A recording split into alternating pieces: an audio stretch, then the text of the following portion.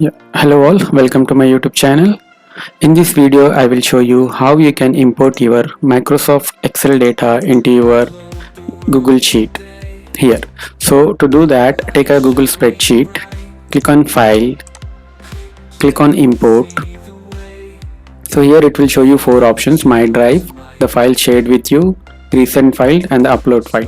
So if you want to upload from the local PC, you can select the upload option, or if you want to upload the data from your Google Drive, then you can select this option. So we are trying to upload from the local PC. Click on Upload, click on Browse, select the file which you want to convert into Google Sheet.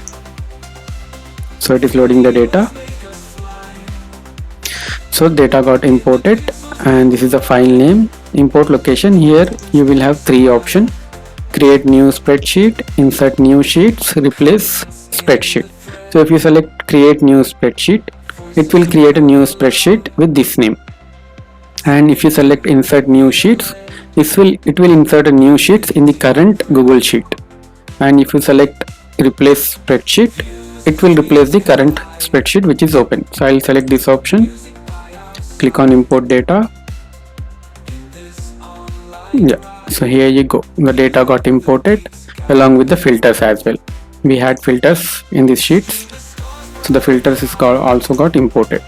So these are the two sheets. So this is how you can import your Microsoft Excel data into your Google Sheets.